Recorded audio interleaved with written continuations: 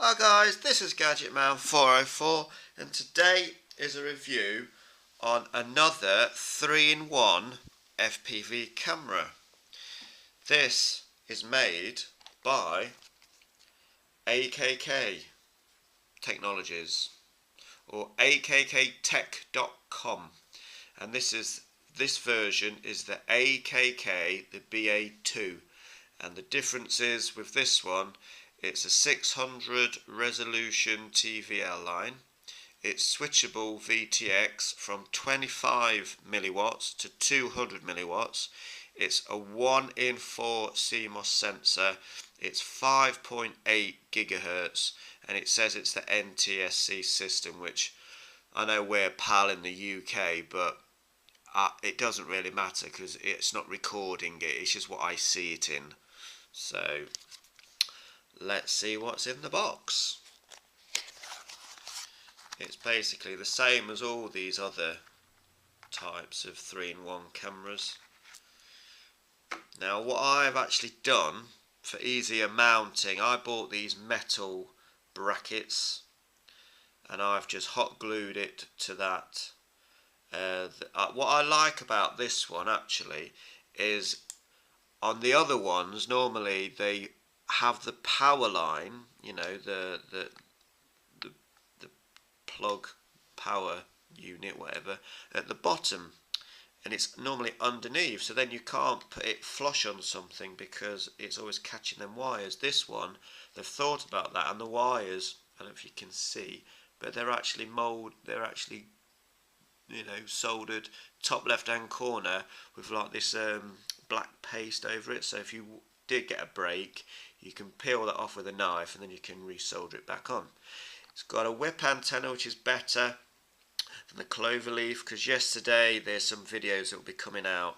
I was trying to fly my drone in 20+ mph winds, and it's a toy drone, this one, foldable, and basically the wind kept pushing it down and it got banged a few times. That mounted was on the top and the aerial got bent over, but then you just push it straight back because it's quite bendy and quite strong, and it was fine. So these little brackets are about 50p or 80p off Banggood or GearBest, and you get screws so you can hard mount it to something. There's two holes, there's screws, but I've just hot glued it in, Velcro straps over those two bits there, and there you go. But enough about what I do with it, let's actually go into some of the specs. It is a 40-channel FPV transmitter, and like I've said already, it's a 600 TVL line FPV. It starts at 25 milliwatts and goes up to 200. You could have a cloverleaf fitted if you want, but I use the whip antennas. You can even get the ones where they clip on, so you can fit like a welder little spot thing on the back, or maybe a different model does that, and then the whip antennas aren't soldered on, but they're on like a swivel bracket and you can move them around. And basically it's really straightforward. You get a little, you know, you get a little monitor on the back which tells you what band, what channel, etc. Now I don't know why, but my LCD readout isn't working. It was, but it isn't now. I don't know if that's because of the bangs it took yesterday, but the actual transmitter itself still works, and I'm going to show you that. It weighs 4.7 grams. It's got a 120 degree field of view. It is an apex antenna. Frequency is 5.8. It's got 5 bands, 40 channels, with race band as well, which I didn't actually know that. Video system is NTSC. As I say, output power minimum is 25 and maximum is 200, and it shows you on the back a little chart with the bands and the frequencies and the channels, and it shows you what the icons mean. So if there's a 0, that is set to 25, and if it's the minus sign, that is set to the maximum, which is 200. And like normal, it's just like a short press, the top right hand corner, that will cycle through the bands and cycle through the channels, and then hard press for a few seconds, and then that cycles through the power. Then every time you switch it off, when you switch it back on again, it will remember the last signal, the last channel it was on, and it will be exactly the same. So I'm going to try and show you, even though I can't know what channel I'm on, I can fathom it out by just rigging through here. So I will do that now. The pigtail you normally get, I think with this one, this is from a different one. So the normal one you get is for a Lossy style battery, but I lost mine, found this one, and then luckily I've got some GST batteries. But if I wanted to, I could cut that off and solder a Lossy onto that, because I've got some Lossies from old batteries lying around somewhere I'm sure I can use, because I never throw anything away. Always keep hold of everything, because you never know when you're going to need it. So let me hook up a battery. So just make sure that they all red to white and black to black. Now I've got power, even though it doesn't show me that I've got power. I'll show you in a minute on the video transmitter itself that I've got power. So we will just rig up this battery and turn the transmitter. Now this little receiver that I'm using is the G-Tang T909, and it's great little thing. It's actually a watch. So there.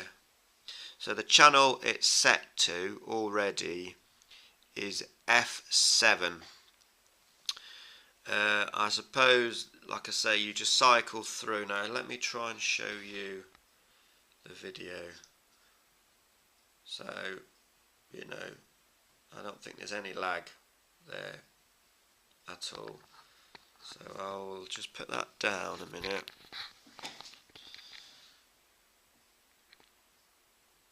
And I'm literally touching it straight away, no lag, because it's not FPV, it is proper real time, and it really does work. So let me just try and get that. I'm just trying to get it.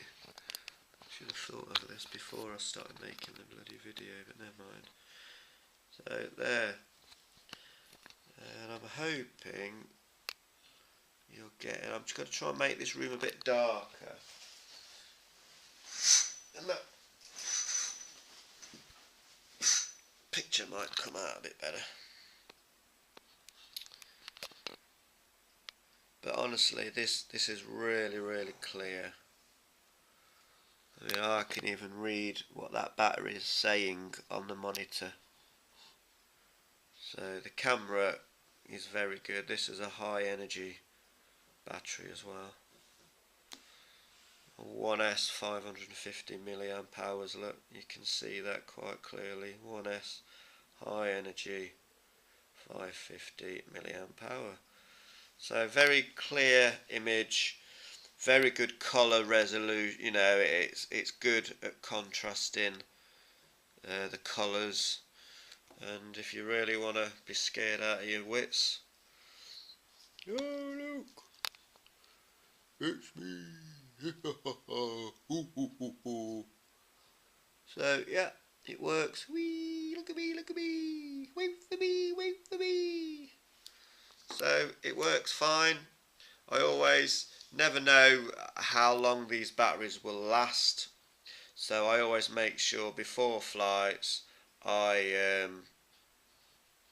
basically charge them up the morning or a good few hours in the night before I go flying. So charge them up before I go to bed, and then just double check in the morning and just give them a little top up in the morning to make sure they haven't discharged any in the night, because older batteries tend to discharge a lot quicker. And there's my folding drone, and this quad, this camera literally fits on the top, and then I've got FPV from this one.